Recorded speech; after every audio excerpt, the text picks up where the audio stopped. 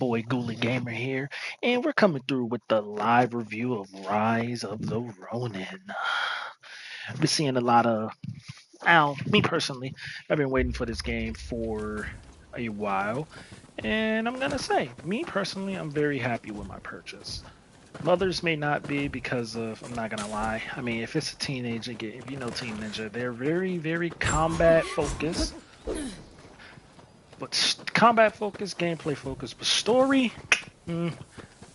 But me personally, as I've been playing this, I believe I have at least like 20, 30 hours in it so far.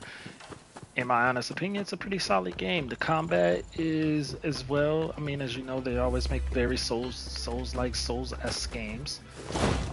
And the combat, it reaches those. As we're about to get into a little bit of combat right now. Alright.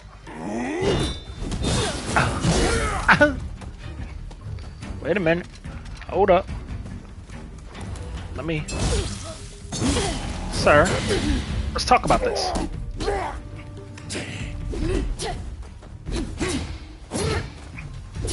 Woo! Ah! Ah! Alright, we're trying not to kill these people. But, you know, it's kind of hard not to try to kill somebody. Got him! Get out! Bow! Get up, boy! Too early! Ah! Ooh!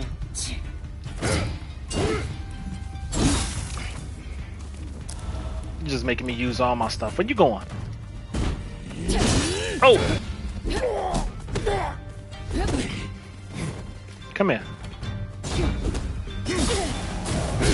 Oh my god, I'm doing terrible right now. Got you. You're done. You're not done? There you go. These hands are ready to eat for everyone.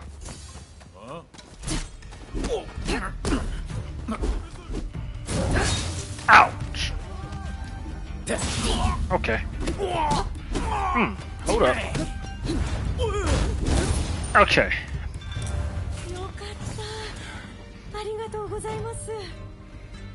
No problem, ma'am. Ronin here to save the day. Alright, now, as I was saying...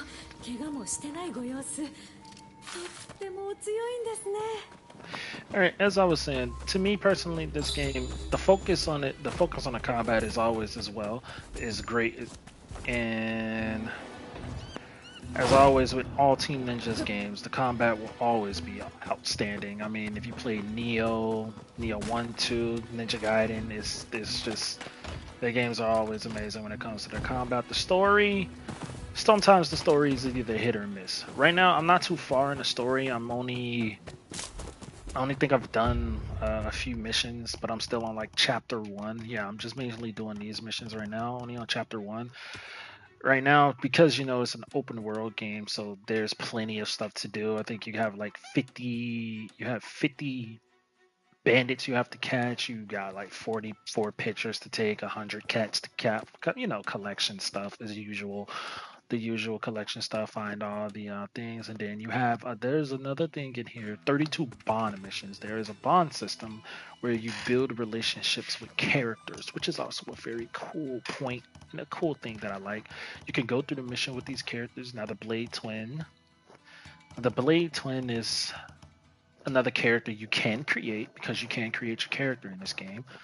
When I saw trailers for it, I thought it was gonna be a you had a character that was given to you, preset character. But no, you can create the character and create a twin. But since don't want to spoil anything about the story about that, here's the stats that you can build up. You have your skill points and you have your strength points. You always have the dex points, charisma, intelligence, and strength. These are how you build your character up. You know, you get your skills through your skill points through a system called karma. Now here's the very soul stands. These waypoints that you find, you can sit at these waypoints and they will replenish this, and then the all the XP and everything that you earn throughout the world, you can take that to there, and then boom, they will in return go into your stat system. Another cool thing that I like about Isles, you have multiple different weapons you can choose from and multiple different styles to choose from. Being, I believe, the katana, the paired swords. The katana has the most, the pair of swords, and you have the odachis, the saber, the pole arm, the great sword, the oxtail blade, and your fist. Your fist, you only have one fighting style. In each style, some styles you have to unlock, I believe, through bonds and story. I'm pretty sure mainly through bonds, but and the thing about the combat styles is when you're fighting someone, there will be two indicators. There will be a blue indicator and a red indicator. The red indicator indicates that whatever style that you're using is not suitable to fight that enemy. And another style that you use, the blue indicator would indicate this style is great to use against this certain enemy type. And that depends on any weapons, any style that you use. Again, is you switch your styles through the equipment, however many styles that you unlock, and yeah, you go through that way. But again, so far, me personally, like I said, I like this game. It's a solid game as always. Overall, the combat is what keeps me interested. The open world aspect, I'm not gonna say it's super empty, but it's not like you can go up to every NPC and talk to them. And then, of course, when you're doing your side missions, you don't you're not really going to get much emotion from the NPCs. Obviously, the pretty generic style of how it goes and everything when it comes to NPCs in a open world game. That NPCs barely show any emotion, but I do think when you're talking to actual NPCs that you connect with, you do get a little bit more emotion from them. But the regular NPCs that you run into in the world, nah, you're really not going to get too much emotion from those guys. And there, to me personally, I think there is a lot to do in this game. You have 32 bond missions. Again, like I said, you have 50 fugitive missions. You have the collection that's like 100 cats and 44 pictures to take. So I haven't fully unlocked a lot of stuff, but still working on that. Again, I'm still on the first chapter of the game. I've just done a few missions. Mainly, I've just been leveling up. Oh, also, when the people that you make get relationships with, you can talk to them in your loghouse. Your loghouse is how you do your remodeling and all this other nice jazz that you see. I got the the pre-order outfit just sitting there all snazzy, and then that's how you also do multiplayer. And then you can talk to the guys, relax, redesign your character. I think that's when it comes to doing the outfits.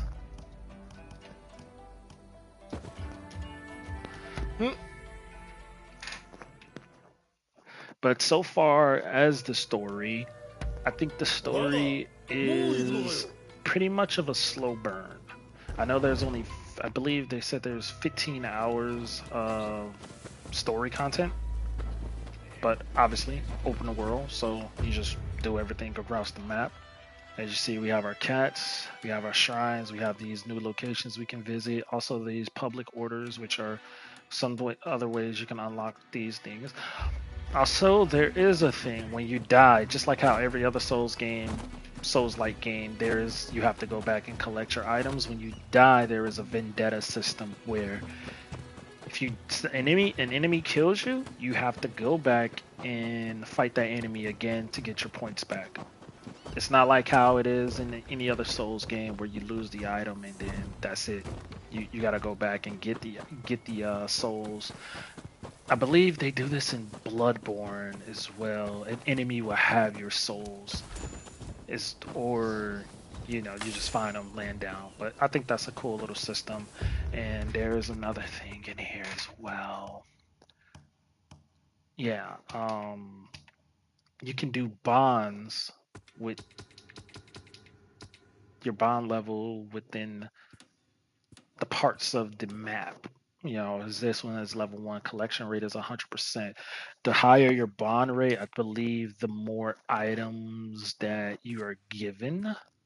And then also, you have your completion awards here. You get bond jewels. Bond jewels are another thing you could do to transfer skills from one weapon or one clothing item to another. I'm not sure what knots of destiny are, but I'm pretty sure I figure it out. I don't really think. I think there's more to this map because if this, I don't think this is just it. I believe there's more to this map because I just believe it. I don't know, but we'll see. Because at first this was all just like grayish, and when I kept going, this opened up. So who knows? Maybe if I kind of decide to go a little bit outward here, maybe this will open up as well. We don't know. But here is my final verdict. So far for me, this game is a 7 out of 10. I think more so down the line of if I played this, I'm gonna play the story a little bit more. My rating may go up, my rating may go down, or my rating may stay the same. Who knows? But so far, purely off the combat and what goes on in the world of the game, I will say it's a 7 out of 10. Also, one other key thing that I like. Well, it's not a key thing, but it was just like a nice attention to detail. As you notice, I have the game in Japanese. So when I was just walking around the map, this is what 1858 Japan. There was two British NPCs just talking, but they were talking in English. But I'm like, wow, that's weird. I have the game in Japanese, but for them to talk, I think that's a nice little cool attention to detail because when I'm talking to British NPCs, they also talk in Japanese. But I think that was a cool little attention to detail tidbit. But again, do not compare this game to Ghost of Tsushima. I mean, God, Ghost of Tsushima is something completely a different beast. But overall, this game is pretty fun. If you like challenging combat, this game is for you. If you want another open world Japanese samurai-esque game, this game is for you. Now, when I say pay the full $70 for it, only if you want to. Me personally, if I'm a person who's skeptical about it, I will just wait for a sale. But if you want to go ahead and pull the trigger and just grab it for $70, go ahead. I mean, in my opinion, it's a solid game, and I think you will have fun playing it. But there it goes. There goes the short nitty-gritty review. Hope you all enjoyed and liked the opinions. And if you liked the video, leave a like, subscribe, and more reviews will be coming shortly. Next, I'm not sure about. Yeah, next review may be Dragon's Dogma, or we may go back and do some old reviews of some older games and revisit those. I don't know, but that's it. Ghoulie Gamer signing out.